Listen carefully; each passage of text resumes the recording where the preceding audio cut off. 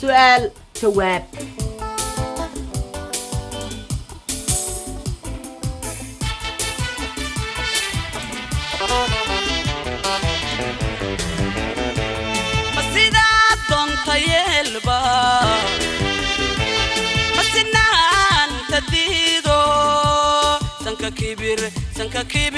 سنك كبير لا تقبى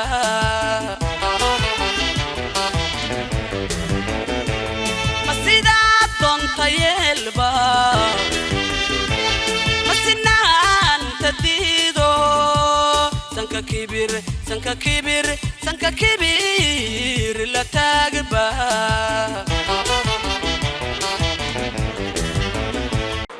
بسم الله الرحمن الرحيم. الحمد لله والصلاة والسلام على رسول الله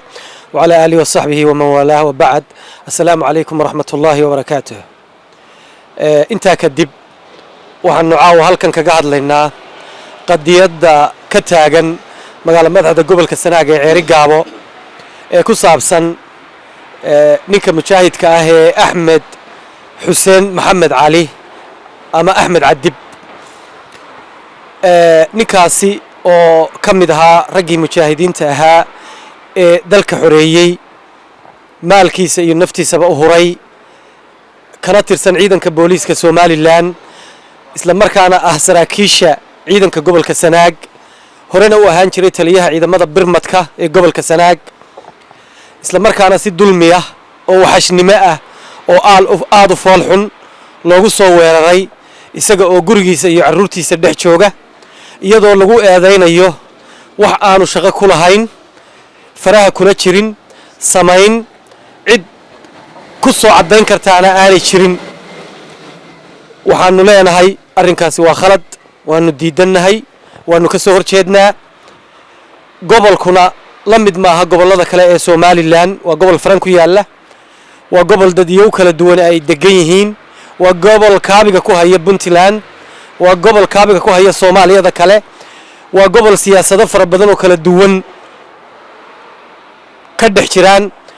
marka sidaa daraadeed waxaan ugu baaqaynaa xukuumadda Somaliland madaxweynaheeda wasiirkeeda madaxtooyada ee cusub ee hadda la soo magacaabay inay arrinka aad iyo aad uga fiirsadaan ninka mujaahidka ana arrinkiisa hoos loo eego dulmiga gobolka ka jira oo aad moodo inuu dhinac ka raran yahay 7 nin way guddiga nabadgelyada gobolku 4 nin ba isku xaafada haddii aan tabashooyinka gobolka ka jira wax laga qaban waxa weeye wixii ka yimaada xukuumadda ayaa dusha ku qaadaysa dadkii dhaawacmay hantidii burburtay xukuumadda ayaa dusha ka saaran tahay. wassalaamu calaykum waraxmatullaahi wabarakaatu. السلام عليكم ورحمة الله وبركاته. وحان قال إن أنك مشاهد كاش سيد عين عديب ودك سؤال جمي صوتك علمي حقوق دي شيء نورسي شيء أختك شيء بكل مي شرفت يسك نجمضا إن ما أنت دبعت له جست أو وحان دم بيانو جرين لقو قاضو أو توهنا وان لهوين وان أدي أدبان لقوهنا وان حكومة السؤال لك وقت لنا إن هرمها وبيصه وان قبنا قفوا مقل شو ولا سنة الله بارو وحي بلدان مجاد دب لاين إن كنا سايد بعثة اللي قد أيو وجوري كيسنا ما تكون ولا هذا ويعني شرب كيسي ومستقبل كيسي نروج سنة دبعتين هذه أدبان وحنا أرنتا وان قاعد سنة مرة بعد يمسك حد حكومة السؤال لان ولبا توم بدن باتشرا ونما باهوشا كبسورة لي وكم جاي وزير كان يمكن مدحتوي الله يرجع محمد حاش وتذكرنا أي شيء جيا حنا دبعتها كجبت قبل كازي ما كل مان ميسو إن رئيس دبورتها بسوا يوم كنا سايين لسكو عاركسرو حنا خلاص نقطة شرعية هرنت هلا تجيو سي ولا شان الله يعني لو قبلت والسلام عليكم. Okay issue gaas oo ah mujaahid Axmed Cadib mujaahidkaasi waa mujaahid u soo dagaalamay Jamhuuriyadda Somaliland waana mujaahid aad iyo aad qiimo ugu leh oo sharaf ugu leh gobolka uu joogo iyo dhammaan Somaliland ba marka waxaan jeclaan lahaa halkii ay Somaliland u abaalgudi lahayd mujaahidiintii u soo dagaalamay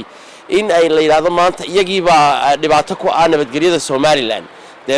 ma garan kara meesha ay ka timi marka waxaan oran lahaa Jamhuuriyadda Somaliland madaxdeeda ama dawladeedu ha ka digtoonaato wixii khilaafa iyo dhibaato ah ee u keenaya bulshada Somaliland dhexdeeda ama reeraha wada degan dhibaato u keeni kara marka waxaan jecelahay in ay Jamhuuriyadda Somaliland ay iyadu arintaasi ay gasho oo ay sida ugu cadaalada badan leh ay samayso mujaahidku dhib male mujaahid haduu dambi galay waa lagu qaadi karaa laakiin waa in si cadaalad leh oo sharciga waafaqsan loo horkeeno haddaan mujaahidka waxba lagu haysanina waxaan jecelahay in arrintaa mujaahidka faraha laga qaado oo jamhuuriyadda Soomaaliland ay waliba xaal u celiso bismillaahi raxmaani raxiim waxaan salaamayaa dhammaan ummadda Soomaaliland gaar ahaan deegaanka Ceeri Gaabo waxaan soo jeedinayaa halkan tala ahaan waxaan leeyahay dadka Soomaaliland way kala mudan yihiin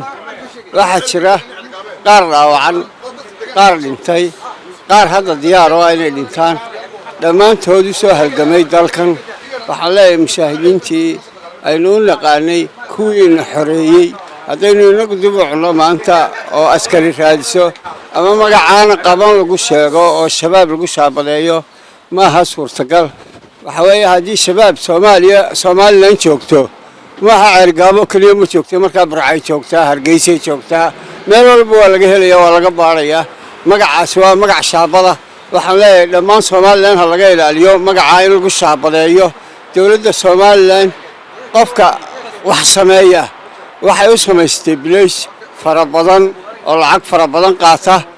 bileyskaas ayaa u baahan inuu wixii dhiba ee dhaca xalilo in military loo diro uma baahna in la sii arbusho uma baahna in meel dab gaas lagu shubo uma baahna waxaan leenahay Ceeri Gaabo waxay ku taalaa meel farana waxa ka socda siyaasado fara badan waxa ka taagan calamo fara badan degmooyinka ay xukunto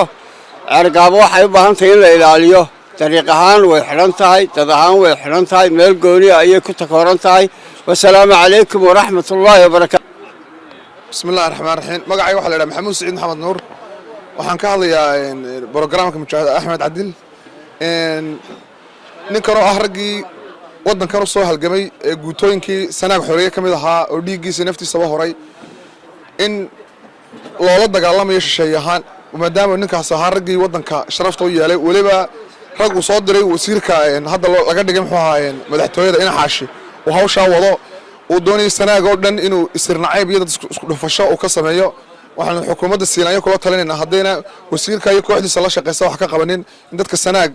taliskii rejiimka siyaad barre ku xooga weyna inay gacan iskaga qabteen cid kastoo territory-gooda kusoo gudubtana iska qaban doonaan asalaamu calaykum bismillaahi raxmaani raxiim aniga waxaan ka hadlayaa baalkii muxuu arrinta axmed cadib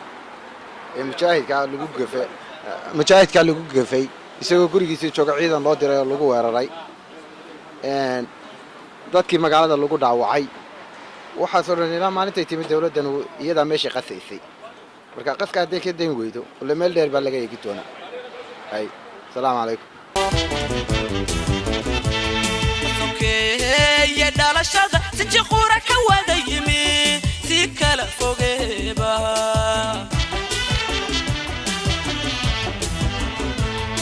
sokeeye dhalashada si jiqura